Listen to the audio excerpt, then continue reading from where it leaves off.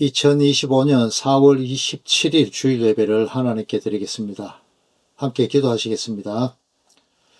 사랑의 아버지 하나님, 말씀이 육신이 되어 오신 그 예수님을 더욱 자세히 알기 위하여서 오늘도 하나님을 사랑하는 하나님의 교회들이 함께 머리 숙입니다. 성경 말씀을 통하여서 그리스도의 신 예수님을 발견할 수 있는 눈을 열어주시기만을 소원합니다. 그리스도의 신 예수님 이름으로 기도 올립니다. 아멘.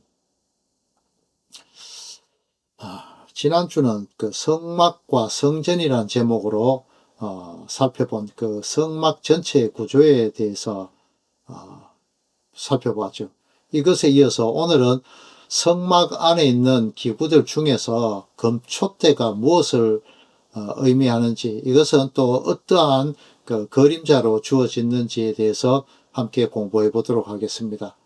오늘 본문 말씀은 출애굽기 39장 33절부터 43절의 말씀입니다. 함께 읽어보겠습니다. 그들이 성막을 모세에게로 가져왔으니 곧 막과 그 모든 기구와 그 갈고리들과 그 널판들과 그 띠들과 그 기둥들과 그 받침들과 붉은 물을 들인 순양의 가죽 덮개와 해달의 가죽 덮개와 가리는 휘장과 정거개와 그 채들과 속죄소와 상과 그 모든 기구와 진설병과 순금 등잔대와 그 잔 곧 버려놓는 등잔대와 그 모든 기구와 등유와 금제단과 관유와 향기로운 향과 장막 휘장문과 놋제단과 그 놋그물과 그 채들과 그 모든 기구와 물두멍과 그 받침과 뜰의 포장들과 그 기둥들과 그 받침들과 뜰문의 휘장과 그 줄들과 그 말뚝들과 성막 곧 회막에서 사용할 모든 기구와 성소에서 섬기기 위한 정교한 옷 곧 제사장의 직분을 행할 때에 입는 제사장 아론의 거룩한 옷과 그의 아들들의 옷이라. 여호와께서 모세에게 명령하신 대로 이스라엘 자손들이 모든 역사를 마치매 모세가 그 마친 모든 것을 본즉 여호와께서 명령하신 대로 되었으므로 모세가 그들에게 축복하였더라. 아멘. 지난주에 살펴본 것들을 간단히 그 복습을 한번 해보도록 하겠습니다. 먼저 크게 보아서 가시적인 그 하늘에 해당하는 성소가 있었죠. 그리고 불가시적인, 우리 눈으로 볼 수 없는 것을 상징하는 그 불가시적인 천국을 상징하는 그 지성소가 있었습니다. 성소는 가로 세로 높이가 똑같은 10규빗으로 된 그 정육면체를 이루고 있었죠. 이것은 완전한 천국을 말한다고, 그렇게 의미한다고 말씀드렸습니다. 이에 비해서 성막과 성막들의 완전함의 정도에서 정도에는 그 지성소에 비해서 완전성의 면에서는 훨씬 뒤떨어지는 그러한 것을 나타내고 있음에 대해서 알아보았죠. 그리고 하나님의 임재하심을 의미하는 그 언약궤는 하나님의 발등상이고 보좌 역할을 했었고, 또 그 위에는 케루빔 둘이 지키고 있는 모습이 있었죠. 또 그 밑에 언약궤 위에 언약궤 뚜껑 위에는 아무것도 없는 텅 빈 구조를 가지고 있었는데, 이것은 사람의 눈으로는 볼 수 없는 그 하늘, 하나님의 나라를 의미하는 것이다 라고 그렇게 공부를 했습니다. 오늘부터는 이 성소 안에 비치되었던 그 기구들에 대해서 하나하나를 살펴보도록 하겠습니다. 아마 이건 한 주에 하나씩밖에 살펴볼 수 없을 수도 있을 것 같습니다. 자, 제일 먼저 성소뜰을 지나서 성소로 들어가면 성소 좌측에 위치한 것이 금촛대이죠. 자, 이 금촛대에는 감람유를 지속적으로 공급해서 밤새 불을 밝혀야 했는데, 이로써 이스라엘 백성들은 하나님만이 창조주이시며 빛의 근원이심을 확인할 수 있게 되는 것입니다. 촛대의 그 7 등잔들은 해와 달, 그리고 그 당시에는 그 별이 별로서 이렇게 지칭되었던 것이 5개라고 이렇게 표현되는데, 이렇게 5개, 이렇게 해서 7 등잔을 나타내고 있습니다. 하나님으로부터 시작된, 그렇게 하나님으로부터 나온 그 빛은 창조물인 자연을 통해서 발산되어지는 것으로서 구원의 빛, 구속의 빛으로 이어지게 됩니다. 이것은 광야 시대에 이스라엘 백성들을 이끌어가던 구름기둥과 불기둥 할 때 그 불기둥과 같은 의미를 가지는 것입니다. 그리스도로 오실 예수님께서 참 이스라엘을 이끌고 가시는 그 모습과 대비해 볼 수가 있는 것입니다. 창세기 1장 3절에 하나님께서 창조하신 빛, 그 빛으로 시작해서 요한복음 1장에 사도 요한은 예수님에 대한 기록을 하면서 그 빛은 사람들이 반드시 따라야 할 빛이다 라고 이야기하는 그 빛까지 이어지게 되는 것입니다. 사도 바울이 자연 세계에서 가장 강한 가장 강한 것이 그 태양빛이죠. 이 태양빛이, 그것도 가장 강렬한 정오의 그 태양 아래에서 그리스도의 빛을 보게 되자 눈이 멀어버렸습니다. 얼마나 강했으니까, 태양빛을 무시할 만큼 강했으니까 그렇겠죠. 이 요한계시록도 21장 23절에 보면은 하늘나라의 모습을 기록하고 있는 것인데요. 그곳에는 해나 달의 비침이 쓸데없을 만큼 강렬한 빛이 하나님 예수님으로부터 비추어지고 있어서 요한의 세상에서 낮과 밤을 주관하던 그 태양빛과 그 달의 빛이 어떤 것의 그림자인지를 이렇게 명확하게 나타내 주고 있는 것입니다. 하나님은 가공되지 않는 그 빛 자체이시고 피조되지 않은 그 가장 근본적인 빛이십니다. 이스라엘 백성들이 하나님을 마주한 그 모세의 얼굴에 비춰진 그 빛을 통해서 그 하나님의 영광을 나타내는 것이죠. 이 빛을 백성들이 눈이 부셔서 보지를 못했죠. 결국 모세가 수건으로 그 얼굴을 가리게 되었습니다. 이러한 그 빛, 하나님의 빛, 그 하나님의 영광, 이것은 바로 이것을 나타내는 것이 등잔입니다. 금초 때 말이죠. 이것은 7 등잔 역시 완전한 빛이신 하나님의 그 빛이 비춰짐에 대한 그런 그림자적인 그런 기구들을 나타내주고 있는 것입니다. 그렇게 구약에서 그림자적인 것으로 오실, 그림자적으로 그 오실 예수님에 대해서 기록하면서 깨닫게 해 주시려고 그렇게 했지만, 정작 참빛이신 실체, 예수 그리스도께서 오셔서 성경을 밝게 비추어주었는데, 사람들은 그가 참빛인 줄 모르고, 오히려 율법이 참빛인 줄 알고, 그리로 불나방처럼 모여들게 되었던 것입니다. 보아도 보지 못하고 들어도 듣지 못하게 하는 그 기머거리, 맹인, 절름발이, 나병 환자의 모습으로 살아가고 있었던 것이 바로 빛이 없는 인생들의 참모습이었습니다. 참빛이 아닌 가짜빛을 참빛으로 알고 따라갔던 그 인생들의 모습이란 말이죠. 하나님께서는 하나님의 말씀을 글로 주시기도 했지만은 이것을 또 모든 만물의 그 이치와 순리에 의해서 하나님을 찾을 수 있도록 하나님께서 그렇게 안배를 해 놓으시기도 했습니다.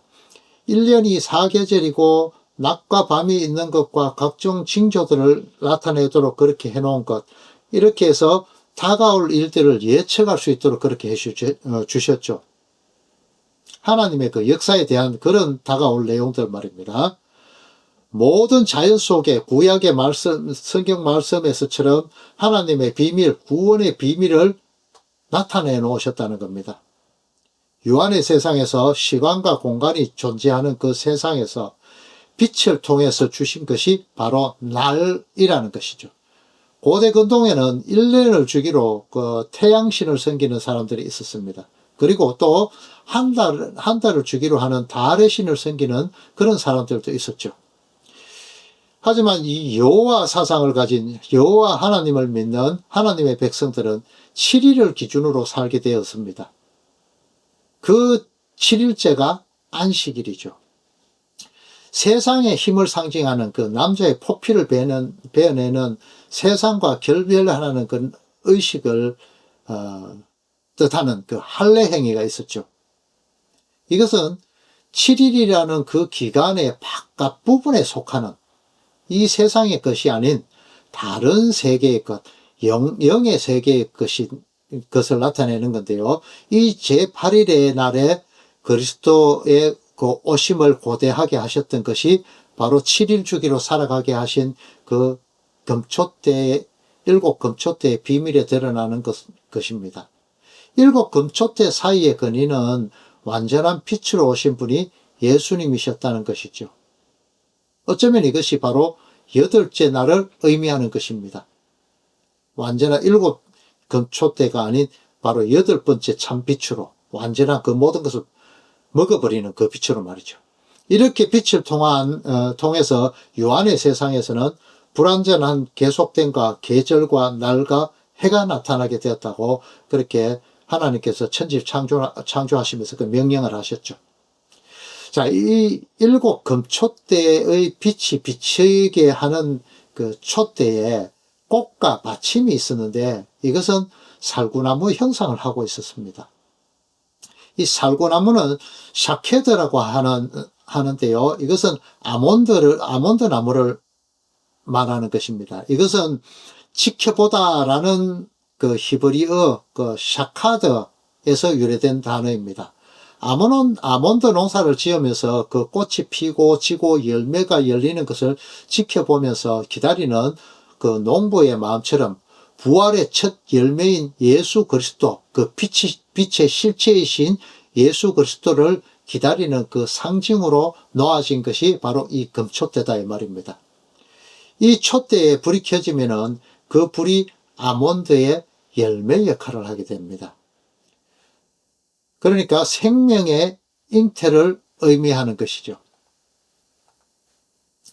이것은 창세기에 나오는 그 생명나무를 의미하고 시험하는 선악과 나무가 아닌 그 생명나무를 의미하는 것이고 요한계시록에는 이것을 완전한 열매 12가지 열매를 맺는 생명나무로 이렇게 기록하고 있습니다.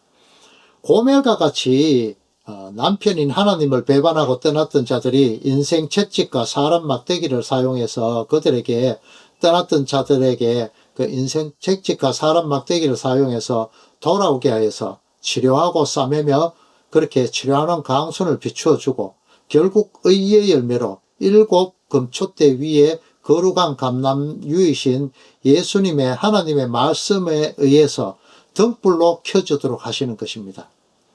이 7촛대는 요한계시록 1장 12절에서 13절 말씀에도 등장을 합니다.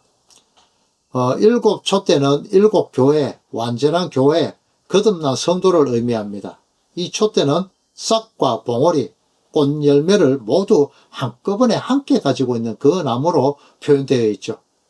시간이란 것은 유한의 세계의 것이고 무한의 세계에는 이러한 시간의 개념이 없다는 것을 나타내는 것이기도 합니다.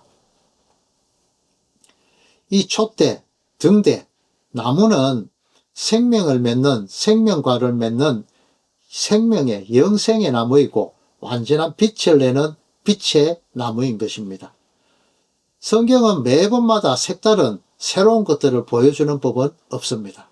오직 하나님의 말씀을 깨닫게 하기 위해서 하나님의 감동으로 쓰여졌고 성도들을 교훈하고 책망해서 하나님의 말씀에 바르게 눈을 뜨게 하기 위해서 점층적으로 정강적으로 반복적으로 이렇게 역사라는 교보제를 사용해서 예수 그리스도 오직 그 한 가지만을 향해서 기록된 것입니다. 그것을 포인트로 기록되었다는 것입니다. 정점으로. 이 촛대가 서 있는 성막은 에덴 동산의 모습을 다른 각도에서 보여주는 것이기도 합니다. 성막의 성소에는 제사장들만 들어갈 수 있었죠. 그리고 지성소에는 1년에 단 한 번 대제사장만이 들어갈 수 있었습니다. 마찬가지로 에덴 동산에서는 아담이 하나님과 그렇게 대화하는 그런 장소였죠. 하지만 이 아담이 범죄함을 인해서 하나님을 떠나자 하나님께서는 영생의 그 길을 막아서 영생을 보류시켜 버리십니다. 이 에덴 동산이 지성소잖아요. 이 지성소로 들어가는 길, 그 길을 찾지 못하도록 거룩과 두루 도는 불칼, 구역에는 화영검이라고 그렇게 기록되어 있죠. 거룩과 두루 도는 불칼로 생명나무를 지키게 하십니다. 가리게 하신다는 거죠, 결국은. 마치 롯을 찾아온 그 소돔과 고모라에서요, 롯을 찾아온 천사를 내어놓아 자신의 성적 놀이개로 사용하고자 했던 그 죄악 속에 있던 소돔 사람의 눈을 어둡게 해서 롯의 집 출입문을 못 찾게 했다고 나오는 그것과 같은 그런 식으로 눈을 가려버리는 것이죠. 그 천사들이 생명나무로 가는 길을 지키는 것처럼 에덴 동산의 생명나무를 지키던 그 그룹이 성소와 지성소를 구분하는 휘장에 수놓여 있었고, 성전뜰과 성막 사이를 가로막고 있던 그 휘장에 역시 그룹이 수놓아져 있었습니다. 이 휘장은 예수님의 십자가 사건을 통해서 완전히 찢어져 버렸죠. 이제 원수되었던 사탄의 그 쏘사김에 넘어가서 하나님을 버리고 도망갔던 바람난 여자와 같은 그 모습을 한 그 택한 백성이 돌아올 수 있도록 하나님의 나라, 천국을 보고도 보지 못하고 들어도 깨닫지 못하던 그 거룩에 관한 닫혔던 문이 그리스도의 피로 인해서 열려지게 되고 그리스도의 빛으로 인해서 열려지게 되는 것입니다. 바로 일곱 등대, 지금 오늘 주제 그것에 대해서 말이죠. 이스라엘 백성들이 그 가나안 땅을 향해서 이제 출애굽에서 나왔죠. 그런데 그들이 갈 땅이 어디인지를 정확하게 알지 못하고 있었습니다. 이때 앞장서서 인도하는 것이 불기둥이었죠. 그래서 이 불기둥을 따라가고 또 머물렀던 것처럼 그 빛이 없을 때에는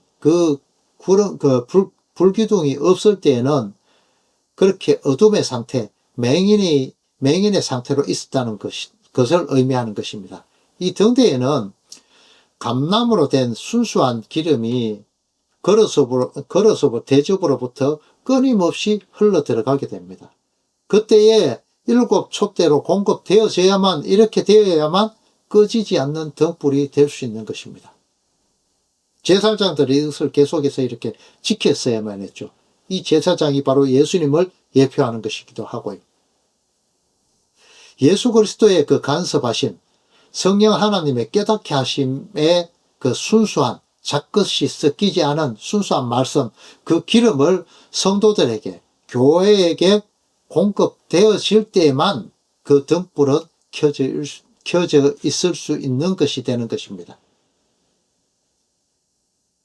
등대는 순수한 감람 기름의 공급이 없으면 스스로 절대 빛을 낼 수가 없게 되는 것이죠. 꺼져버리는 것이죠. 만약에 다른 기름, 섞인 기름을 사용하게 된다면요, 거름을 내고 그 거름 때문에 주변이 가려지게 되죠. 캄캄해지게 되죠. 바로 맹인의 상태가 된단 말입니다. 순수한 감람 기름, 예수 그리스도만 성도를 밝게 빛나게 세상에 빛이 되게 하실 수 있다는 그것을 말하는 것입니다. 오늘은 성소에 비치했던 그 등대, 금초대에 대해서 알아보았습니다. 다음 주에도 그 성소에 비치된 성막의 기구들 하나하나를 들어가면서 그 의미들이 그 예표적인 것, 그러니까 그림자적인 것이 어떤 실체를 향해서 그림자로 지정되어서 그곳에 빛이 되게 되었는지, 이것에 대해서 한번 살펴보도록 하겠습니다. 제 처음 예상과는 달리 아마 몇 주에 걸쳐서 계속 이것을 공부하게 될 것 같습니다.